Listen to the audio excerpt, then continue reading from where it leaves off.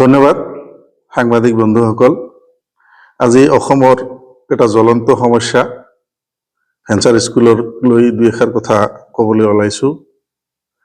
আপোনালোকে গমেই পায় অসম বিধানসভাৰ ভিতৰে বাহিৰে তথা গোটেই অসমৰ এই জ্বলন্ত সমস্যাটোক লৈ বিভিন্ন সংবাদ মাধ্যমত আপোনালোকে প্ৰত্যক্ষ কৰিছে। শেহতীয়াকৈ যোৱাটো বিধানসভা সভাত Provincialization of Service of Teachers and Reorganization of Education Institution Act 2017-18 এখন সংশোধনী আনিলে। এই সংশোধনীৰ বিষয়ে মই অলপমান ক'ব ওলাইছো। প্ৰথমতে মই এজন ভেঞ্চাৰ স্কুলৰ শিক্ষক। মোৰ স্কুলখনৰ নাম চুটাৰপাৰা ছোৱালী মাদ্ৰাছা আছিল। এতিয়া চুটাৰপাৰা ME স্কুল হ'ল, কো-এডুকেশ্যন হ'ল। এতিয়া ল'ৰা ছোৱালী উভয়ে অধ্যয়ন কৰে। গোৱালপাৰা জিলা মাটিয়া শিক্ষাখণ্ডৰ অন্তৰ্গত। ঘটনা হ'ল এই স্কুলখনৰ এটা ঐতিহাসিক পটভূমি আছে। এইখন এতিয়া অসমৰ একেবাৰে দুৰ্গম অঞ্চল, যি অঞ্চলত মহিলা শিক্ষাৰ কোনো ব্যৱস্থা নাছিলেই। আপোনালোকে গমে পায় চুটাৰপাৰা মাজৰগাঁও হাই মাদ্ৰাছা নামৰ এটি শিক্ষানুষ্ঠান 1984 ষ্টাৰ্টিং হ'ল। সেই সময়তে এই হাইস্কুলখনত কোনো ছাত্ৰীৰ সংখ্যা নাছিল। 87ত প্ৰথম মেট্ৰিক বেষ্ট ছোৱালীৰ প্ৰথম পৰীক্ষা দিয়ে জাহেৰা খাতুন নামৰ এজনী মহিলা আমাৰ এই অঞ্চলতে আছে। তেখেত অকলে আছিল ছাত্ৰী। স্থানীয় ৰাইজসকলে মহিলা শিক্ষা অগ্ৰাধিকাৰ দিয়াৰ কাৰণে ছোৱালী ME স্কুলখন 1993 চনত স্থাপন কৰিলে যদিও বিভাগীয়ভাৱে কাম কাজখিনি বন্ধ হৈ আছিল। চৰকাৰে বন্ধ কৰি থকাৰ ফলত 1997 চনত আমি স্কুলখনৰ নামত স্থায়ী মাটিৰ আবণ্টন লাভ কৰোঁ। তাৰ পাছত আমি পাৰ্মিশ্যনৰ কাৰণে ইনস্পেকশ্যনত প্ৰয়োজনীয় বেংক পাছবুক, ফিক্সড ডিপজিট ইত্যাদি সকলো ক্ৰাইটেৰিয়াসমূহ আমি পৰিপূৰ্ণ কৰি যদিও বিভাগীয় কৰ্তৃপক্ষক জনাওঁ, কিন্তু বন্ধ থকাৰ বাবে আমি পাৰ্মিশ্যন ৰিকগনাইজ পাবলৈ সক্ষম নহ'লোঁ। নোহোৱাৰ পাছত আমি শেহতীয়াকৈ 2005 চনৰ মাৰ্চ মাহৰ 5 তাৰিখ আছিল আমাৰ জিলা প্ৰাথমিক শিক্ষা বিভাগে স্কুলখনৰ পাৰ্মিশ্যনৰ কাৰণে গুৱাহাটীলৈ এখন প্ৰপ'জেল পঠিয়াই দিয়ে। তাৰ পাছত আমি 2006 চনত 7 জানুৱাৰী তাৰিখে আমি স্কুলখনৰ পাৰ্মিশ্যন পালোঁ আৰু 28 ফেব্ৰুৱাৰী 2006 চনত আমি স্কুলখনৰ ৰিকগনাইজেশ্যন পাবলৈ সক্ষম হ'লোঁ। ঘটনা হ'ল 2013 চনত চৰকাৰে কিছুমান স্কুল প্ৰাদেশিকৰণ কৰিলে। সেই সময়ত এটা নিয়ম আছিল ৰিকগনাইজেশ্যনৰ পৰা 10 বছৰ হ'লেহে স্কুলখন প্ৰাদেশিকৰণ হ'ব। সেই সময়ত আমাৰ 10 বছৰ হোৱা নাছিল। পিছলৈ বিধানসভাত সেই সময়ৰ শিক্ষামন্ত্ৰী মাননীয় হিমন্ত বিশ্ব শৰ্মাদেৱে এখন আইন সংশোধন আনি 7 বছৰ কৰিলে। 7 বছৰ কৰাৰ পাছত সেই আমাৰ স্কুলখনৰ পৰিব আমি ভাবি থাকিলোঁ, কিন্তু প্ৰয়াত মুখ্যমন্ত্ৰী মাননীয় তৰুণ গগৈদেৱৰ মন্ত্ৰীসভাত এইটো অগ্ৰাহ্য হ'ল, স্কুলবোৰ নহ'লে। তাৰ পাছত শেহতীয়াকৈ 2017-18 চনত এখন নতুন আইন আহিলে, যি আইনখনে এই স্কুলসমূহক ধ্বংসৰ ফালে ঠেলি পঠিয়াই দিলে। এই আইনখনত যিখিনি মই গম পোৱা মতে 2005 চনৰ ভিতৰত অৰ্থাৎ 1-1-2006 আগত পাৰ্মিশ্যন নাইবা ৰিকগনাইজ থাকিলে স্কুলখন হয়তো আইনৰ আওতাত আহিব।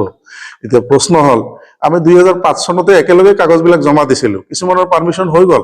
আমাৰতো পাৰ্মিশ্যন হ'লে ঠিকেই, 1-1-2006 এফেক্টেড ধৰি দিলে, কিন্তু অৰ্ডাৰখন ইছ্যু হোৱাতে 7 জানুৱাৰীত ইছ্যু কৰি পেলালে। ইয়াৰ কাৰণে আমি ভুক্তভোগী হ'বলগীয়া হৈছে, যাৰ ফলত এই স্কুলখন হয়তো এইবাৰো আইনৰ আওতাত নাহিব। যাৰ কাৰণে আমাৰ শিক্ষক বন্ধুসকলৰ লগতে সমাজৰ যিখিনি মানুহ এই স্কুলখনৰ লগত জড়িত, যিখিনি মানুহৰ আৱেগ, সকলোৱে এটা মৰ্মান্তিক অৱস্থাত আছে। যাৰ কাৰণে আজি এই সংবাদমেলৰ জৰিয়তে অসমবাসী তথা অসম চৰকাৰ তথা অসমৰ শিক্ষামন্ত্ৰী মুখ্যমন্ত্ৰী মহোদয়ক আহ্বান জনাম, যাতে যি আইনখন সংশোধন কৰিবলৈ ওলাইছে এই আইনৰ ধাৰা উপধাৰাসমূহ অলপমান নমনীয় কৰি আমাৰ এই স্কুলখিনিও যাতে এই আইনৰ আওতাত আহে, তাৰ কাৰণে আহ্বান জনাম। আপোনালোকে গমে পায় আমাৰ মুখ্যমন্ত্ৰী মহোদয় গতিশীল মুখ্যমন্ত্ৰী, তেওঁৰ চিন্তা চৰ্চা অন্য মুখ্যমন্ত্ৰীতকৈ অলপমান বেলেগ। তেওঁ এই স্কুলৰ সমস্যাটো সমাধান কৰাৰ কাৰণে আজি বহু বছৰৰ পৰা ব্যৱস্থা লৈ আছে। শেহতীয়াকৈ বেছি মানুহ নাই, যদি এই আইনৰ ধাৰা উপধাৰাসমূহ নমনীয় কৰে, খুব বেছি 5,000 পৰা 7,000 মানুহ হয়তো উপকৃত হ'ব। এই মানুহখিনিক তেওঁ আকৰ্গজ যিটো মনোভাৱ, এই মনোভাৱটো পৰিহাৰ কৰি তেওঁ ইচ্ছা কৰিলে এই মানুহখিনিৰ জীৱন দান দিব পাৰে। লগতে শিক্ষানুষ্ঠানখিনিকো তেওঁ জীয়াই ৰাখিবলৈ সক্ষম হ'ব পাৰিব। তেওঁ অসমৰ কাৰণে বহুত কিছু কৰিলে, বিভিন্ন ধৰণৰ আঁচনি দিলে। দুখেৰে জনাব বিচাৰিছোঁ যিমানবোৰ আঁচনি দিলে বহুত মানুহ উপকৃত হ'ল, কিন্তু ভেঞ্চাৰ স্কুলৰ শিক্ষক শিক্ষয়িত্ৰীৰ কাৰণে তেওঁ কোনো আঁচনি নিদিলে। এটা PMOৰ ঘৰৰ পৰা আৰম্ভ কৰি অৰুণোদয়ৰ পৰা আৰম্ভ কৰি সকলো ক্ষেত্ৰত এই মানুহখিনি বঞ্চিত। কেতিয়াবা কেতিয়াবা দুখ লাগে, আপোনালোকে নিশ্চয় অৱগত। বিয়া ঘৰত যাব নোৱাৰো, গাড়ীত উঠিব নোৱাৰো, আমাই পঢ়োৱা ল'ৰা ছোৱালী। সিদিনা বিয়া ঘৰ এখনত গৈছিলো, মোৰ ছাত্ৰী LLM পঢ়ি আছে, বহুত শিক্ষক হ'ল, বহুত ডক্তৰো হ'ল, ইঞ্জিনিয়াৰো হ'ল। আজি তেওঁলোকে আমাক পুতৌ কৰিবলগীয়া হৈছে। আমাৰ এই অৱস্থাৰ কাৰণে আচলতে আমি শিক্ষকসকল জগৰীয়া নহয়। যদি জগৰীয়া, এই চৰকাৰখনে জগৰীয়া। কাৰণ চৰকাৰখনে যদি তেতিয়া আমাক পাৰ্মিশ্যন ৰিকগনাইজ নিদিলেহেঁতেন, স্কুলবিলাক যদি এনেকৈ সুবিধা নিদিলেহেঁতেন, আমাৰ স্কুলখনৰ কথা যদি আপোনালোকে চিন্তা কৰে, আমি 2012-13 চনত ফাইনেন্সিয়েল ইনচেণ্টিভ পালোঁ, 13-14 চনত পালোঁ, 14-15 চনত পালোঁ। আমাৰ স্কুলত ৰান্ধনিৰ চৰকাৰীভাৱে দিয়া হ'ল, তেওঁলোকক মাননি দিয়া হ'ল, MDMৰ সকলো ব্যৱস্থা কৰা হ'ল, ছাত্ৰ ছাত্ৰীসকলৰ কাৰণে স্কলাৰশ্বিপৰ ব্যৱস্থা কৰা হ'ল। কেৱল মাত্ৰ আমি শিক্ষক কেইজনে ৰৈ গ'লোঁ। ভাবিছিলোঁ নিশ্চয় স্কুল হ'ব, এই আশাতে এনে কৰি আজি সুদীৰ্ঘ আমাৰ প্ৰধান শিক্ষকজন MA BEd, তেখেতৰ চাকৰিকাল আজিৰ দিনত 29 বছৰ। বাকী আৰু দুজন শিক্ষক আছে, তেওঁলোকে এই স্কুলখনত কাম কৰা 28 বছৰ হ'ল। আৰু বাকী যাৰ কম হৈছে, মোৰো কম হৈছে, ময়ো আজি 21-22 বছৰ এই স্কুলখনত কাম কৰিলোঁ। এতিয়া জীৱনৰ অন্তিম সময়, এই সময়খিনিত যদি এই আইনখনে আমাৰ স্কুলখনক আকৌ ঠেলি আঁতৰলৈ পঠিয়াই দিয়ে, এই মানুহখিনিৰ অৱস্থা কি হ'ব? গতিকে মই অসমৰ মুখ্যমন্ত্ৰী মহোদয়ৰ লগতে শিক্ষামন্ত্ৰী অসম চৰকাৰক বিনম্ৰভাৱে অনুৰোধ জনাম, এই আইনখনৰ জৰিয়তে কোনো স্কুলে যাতে বাদ নপৰে, কোনো শিক্ষকে যাতে বাদ নপৰে। যিহেতু বেছি মানুহ নাই, অসমত জনতাই অসমৰ উন্নয়নৰ কাৰণে কম দিয়া নাই। আজি বিভিন্ন আঁচনিত আপোনালোকে দেখা পাইছে, এইবিলাক কোনো চৰকাৰে পইচাটো ছপাব নোৱাৰে নহয়। গভৰ্ণমেণ্টে কোনো টকা ছপা কৰে নেকি? যিমান আঁচনি দি আছে, যিমানবোৰ উন্নয়ন কাম কৰি আছে, এই জনসাধাৰণৰ কৰ কাটালৰ টকাৰ পৰাই কৰিছে। অসমৰ জনসাধাৰণে কিন্তু আজিলৈকে কোৱা নাই, এই ভেঞ্চাৰ স্কুলসমূহ প্ৰভিঞ্চিয়েলাইজ কৰিলে আমি কৰ কাটাল দিব নোৱাৰিম, আমি নিদিওঁ। মুখ্যমন্ত্ৰী মহোদয়ৰ যদি সৎ ইচ্ছা থাকে, এই মানুহখিনিক তেওঁ সকাহ দিয়াত কোনো অসুবিধা নহয়। গতিকে মই কৰজোৰে অনুৰোধ কৰিম, এই সকলো শিক্ষানুষ্ঠানৰ হৈ, সকলো শিক্ষক সমাজৰ হৈ, যাতে এই মানুহখিনি সমাজৰ পৰা লাঞ্ছিত নহয়, বঞ্চিত নহয়, কাৰো পৰা পুতৌ পাবলগীয়া নহয়, তাৰ কাৰণে এই আইনৰ ধাৰা উপধাৰাসমূহ শিথিল কৰি কোনো শিক্ষানুষ্ঠান যাতে বাদ নপৰে, কোনো শিক্ষক কৰ্মচাৰী যাতে বাদ নপৰে, তাৰ ব্যৱস্থা কৰি এই আইনখন সংশোধন কৰি এই কাৰ্যকালতে এই স্কুলখিনি প্ৰাদেশিকৰণ কৰিব লাগে। মূল ধাৰা কোনটো সংশোধন কৰিলে উপকৃত হ'ব? মূল ধাৰা কেইবাটাও আছে। এতিয়া ধৰক স্কুলখন 1-1-2006 স্থাপন হ'ব লাগিব। প্ৰথম কথাটো 1-1-2006 চনত সকলো স্কুলে স্থাপন কৰা আছে, কিন্তু তেওঁলোকৰ পাৰ্মিশ্যনটো 1-1-2006 পিছত আছে। কোনোবাৰ জানুৱাৰীত আছে, কোনোবাৰ ফেব্ৰুৱাৰীত আছে, কোনোবাৰ 2006 চনত আছে, কোনোবাৰ 2007 চনত আছে। কিন্তু স্কুলখনটো 1-1-2006 আগত স্থাপন কৰা আছে। তাৰ ছাপ্লিমেণ্টাৰী ডকুমেণ্টো আছে। যেনেকৈ আমাৰ স্কুলখনত আমাৰ লেণ্ড ডকুমেণ্ট আছে, 1997ত আছে লেণ্ড ডকুমেণ্ট। স্কুলখন যে হ'ব লাগে, গভৰ্ণমেণ্টৰ পৰা পাৰ্মিশ্যন পাব লাগে, আমাৰ প্ৰাথমিক শিক্ষা বিষয়াই এই বিষয়ে প্ৰপ'জলো দিছে ডিৰেক্টৰত, যে স্কুলখন মানে পাৰ্মিশ্যন পাব লাগে। এইটো 97তে দিছে। শেহতীয়াকৈ 2005 চনৰ মাৰ্চ মাহৰ 5 তাৰিখে দিছে। একেলগে আমাৰ লগৰ স্কুলতো দিছে, একে প্ৰপ'জল আছে। তেওঁলোকৰ হয়তো 31 ডিচেম্বৰ 2005 আগতে পাৰ্মিশ্যনটো পালে, আমি জানুৱাৰী মাহৰ 7 তাৰিখে পালোঁ। ডিফাৰেঞ্চ এইখিনিয়ে।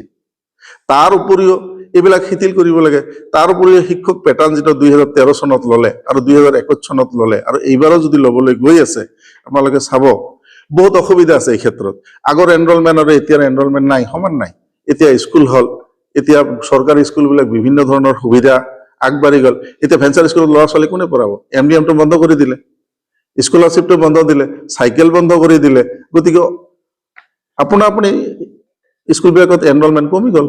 এতিয়া এনৰলমেণ্টটো যদি এনেকৈ খোপনি পুতি ধৰিয়ে থাকে, তেনেহ'লে ক'ৰ পৰা এনৰলমেণ্ট দেখুৱাব পাৰিব? এনৰলমেণ্টৰ কাৰণে বহুত স্কুল বাদ পৰি যাব, বহুত স্কুল তেনেকুৱা বাদ পৰি যাব। ডাইস্কুটবিলাক এনেকৈ বহুত বন্ধ হৈ গ'ল।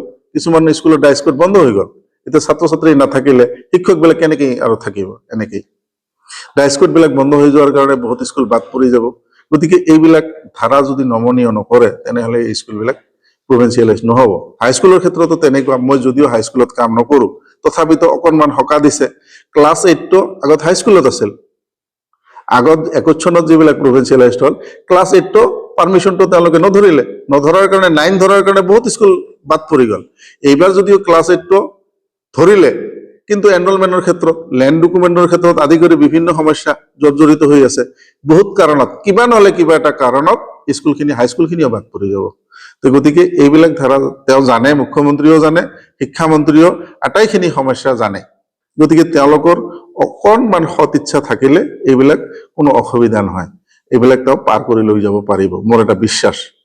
গতিকে সকলো ধাৰা উপধাৰা, এতিয়া কল্যাণকামী ৰাজ্য এখনত, কল্যাণকামী চৰকাৰ এখন চলি আছে, আইন এখন কেতিয়া প্ৰণয়ন কৰে, কেতিয়া আইনখন সংশোধন কৰে, যেতিয়া মানুহৰ উপকৃত কৰিব লাগে তেতিয়াহে কৰে। কিন্তু এই আইনখনে এনেকুৱা যেন এটা অনুভৱ হৈছে, এই আইনখন সংশোধন কৰি উপকৃত কৰাৰ বাদেই দিয়ক, ক্ষতিহে কৰাৰ অনুমান হৈ আছে। 2017-18 যিটো আইন আনিলে, এই আইনটো শিক্ষক সমাজ বা স্কুলবিলাকৰ ভালৰ কাৰণে নহয়, বেয়াৰ কাৰণেহে কৰা হৈছিল। ভাবিছিলো এইবাৰ বিধানসভাত যি সংশোধন আহিব, এই সংশোধনখনে উপকৃত কৰিব, কিন্তু যি দেখা গ'ল, মই যিখিনি বুজিছো আইনখন পঢ়ি, এই আইনখনেও সকলো বিদ্যালয়ক সামৰি ল'ব নোৱাৰিব, সকলো শিক্ষক কৰ্মচাৰীকে সামৰি ল'ব নোৱাৰিব। গতিকে এতিয়াও সময় আছে, মাননীয় শিক্ষামন্ত্ৰী মহোদয়, মাননীয় মুখ্যমন্ত্ৰী মহোদয়, আপুনি অন্তত এই সমস্যাটো অসমৰ যি এটা জ্বলন্ত সমস্যা, চিৰদিনৰ কাৰণে যাতে নিৰ্মূল হয়, তাৰ কাৰণে এই ব্যৱস্থাখিনি অন্তত হাতত লওক। ধন্যবাদ।